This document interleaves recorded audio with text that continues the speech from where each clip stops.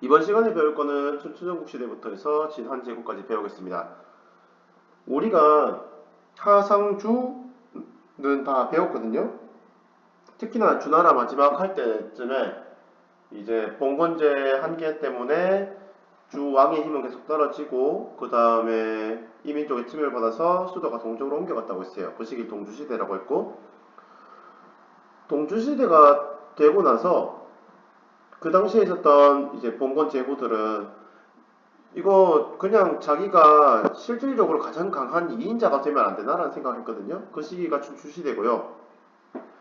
그리고 그 봉건 제후들이 왕이 약하니까 나도 왕하면 안 되나 하면서 이제 서로가 자기 스스로 왕이라고 지칭하던 때가 있었어요. 그 시기가 전국시대입니다.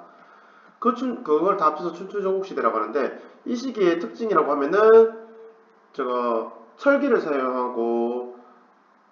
사용하니까 이제 군사력도 강해지고 그 다음에 농업 생산량도 늘어나죠. 철제 농기구 같은 걸 사용하니까. 그래서 각각 나라들끼리 전쟁도 많이 하고 경제도 성장을 하다 보니 각각 나라가 더 강해지고 더 돈을 많이 버는 게 중요해졌어요. 그래서 이제 국가 단위로 좀 뛰어나고 괜찮은 사람들은 우리나라로 오세요. 채용해드릴게요 하는 시대가 있었는데, 이렇게 해서 이제 나도 좀 채용해주세요 하면서 이제 왔는 사람들이 제자백가입니다. 그러니까 제자백가는 쉽게 말하면은 공무원 되고 싶어서 자기 포트폴리오 들고 온 사람들이 자기도 스스로 이렇게 하면은 나라가 더 강해지고 부유해질 수 있습니다 하는 사람들인데, 크게 보면 네 가지 범주가 있거든요. 뭐 유가, 도가, 묵가, 법가 이렇게 있는데, 유가에서 제일 유명한 사람이 공자고요.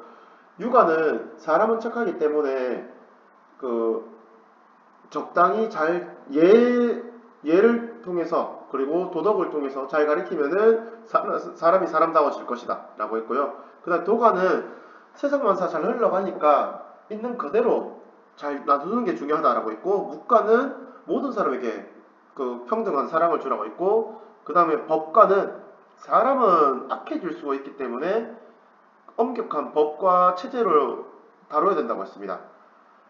그래서 뭐 여러 나라들이 그 제자백과의 사상들을 채용을 하고 각각 다른 것들을 채용했는데, 그 중에서 진이라는 나라가 법과 사상을 채택한 뒤에 강력한 군사력을 소유하게 되었고, 그리고 그걸로 전국을 통일을 하게 돼요. 그리고 진의 왕이 자기는 그 앞에 있었던 왕들 그리고 다른 왕들처럼 그냥 일반 사람들이 아니라 전설 속에 등장하는 인물들과 똑같다라고 하면서 전설 속에 3명의 황과 5명의 제와 동일한, 다 합친 거랑 동일한 사람이니까 나는 그거 두 개를 합쳐서 황제라고 불러야지 라고 하거든요. 그게 진시황입니다. 처음 시작했다라고 했어요. 그리고 그 나라가 하나가 되었기 때문에 자기가 직접 전국을 다 다스리는데, 그렇게 하기 위해서 전국에 군현이라는 행정구역을 설치를 하고요. 그리고 통일 제국이기 때문에 통일성을 되게 강조했는데, 특히 진나라는 화폐나 그 다음에 무게 단위 이런 것들을 다 통일해요. 도로도 통일하고 그리고 사상도 통일을 하는데, 법관은 그거 진나라는 법관을 믿었다 했잖아요. 그런데 그 법관은 유가랑 가장 많이 부딪힐 수밖에 없어요. 유가는 사람이 착하다고 했고 법관은 사람이 나빠질 가능성이 크다고 했기 때문에. 그래서 유가가 법관을 너무 많이 비판하니까 그 유교 책들을 다 태워버리고 사람들을 묻어버리는 분서객류를 했다고도 합니다. 그리고 문자도 행정을 위해서 통일하기도 하고요. 그런데 지는 또 그 밖으로도 전쟁을 되게 많이 나갔거든요. 북쪽으로 흉노족이 있어서 흉노족 공격으로 하러 가고, 그 다음에 흉노족이 쳐들어오는 것을 막기 위해서 만리장성도 쌓고 여러 가지를 했어요. 그러니까 사람들은 전쟁 끝난 지 얼마 되지도 않았는데 조금만 실수하면 죽고, 그 다음에 너무 힘들게 막 일도 자꾸 시키는 거예요. 그래서 와 이거 못 살겠다 하는데 진시황이 죽은 거죠. 그래서 반란이 어마어마하게 일어납니다. 그 반란을 다 통일했는 나라가 한나라예요. 한나라를 세운 사람은 한고조인데, 한고조는 생각을 한 게 자기 스스로 모든 것을 다 통일할 수는 없었으니까 자신을 도와준 사람들은 지방의 봉건제로 땅을 주고, 자신은 중앙의 대부분의 땅들을 직접 통치하겠다라고 하는 군현제와 봉건제를 섞은 군국제를 실시를 하게 됩니다. 그리고 시간이 지나서 한 무제 때가 되면은 군 국제에서 봉건제를 없애고 군현제로만 전국을 다 다스리게 됩니다. 그래서 군현제가 전국을 확대가 되고, 그리고 한 무제 때가 되면은 대외 원정, 그러니까 전쟁도 되게 많이 하거든요. 뭐 고조선도 잡고 그 다음에 베트남 쪽으로도 가고 하는데, 이게 전쟁을 하면 문제가 첫 번째로는 세금이 다 떨어져요. 돈을 많이 써요.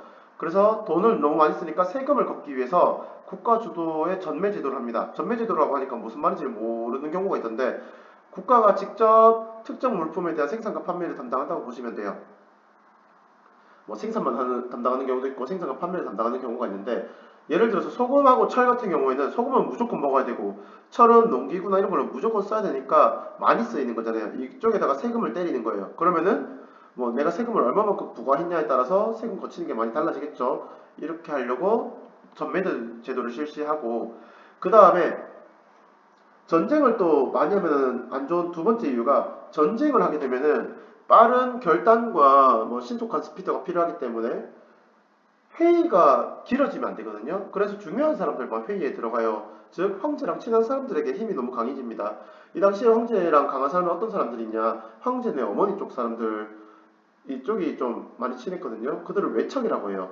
그래서 황제 어머니 쪽 사람들이 막 점점 힘이 강해지고, 또는 황제네 뭐 와이프 쪽 사람들이 힘이 너무 강해지니까, 이게 그 중에서 대표적인 인물인 왕망이라는 사람이 자기도 황제를 해보겠다고 이제 기존에 있었던 황제한테서 황위를 받아버리죠. 그리고 자기가 황제를 하면서 국가 이름을 신으로 한번 고칩니다. 그런데 사실 왕망은 저거 황제가 될 수 있는 명분도 좀 적은 데다가, 그리고 정치를 사실 너무 이상적으로 했어요. 그래서 불만 있는 사람들이 너무 많았습니다. 반란도 많이 일어나고요. 그 반란들을 통해서 새롭게 등극을 하고 다시 한나라로 국가 이름을 바꾼 사람이 광무제입니다. 광무제가 이제 그렇게 해서 만든 한나라를 후한이라고 하고, 앞에 있었던 거를 전한이라고 하는데, 근데 광무제가 후한을 만들었지만 한나라에 있었던 문제들은 여전히 있었거든요. 일단 첫 번째로 아까 말씀드렸던 외척이 너무 강해졌고, 두 번째로 외척을 견제하겠다고 환관이라고, 이제 뭐 넷이랑 같다고 말할 수가 없는데 넷이랑 비슷한 그런 집단들도 되게 강화를 시켜버려요. 그러니까 정치를 담당하는 두 개의 집단이 너무 커지는 거죠. 그리고 지방에는 중앙이 흔들리다 보니까 지방에 자기들 목소리가 되게 커지는 사람들이 등장하는 거예요. 지방에서 힘센 사람들. 그들이 호족입니다. 그래서 후한은 외척, 호족, 그 다음에 환관, 이렇게 세 개의 축이 자기들끼리 싸우기 시작하는 거예요.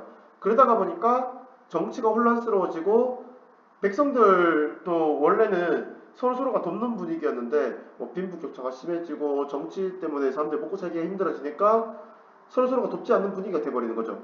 그래서 와 이게 힘들어 죽겠는데 하고 있을 때 사이비 종교가 등장을 해요.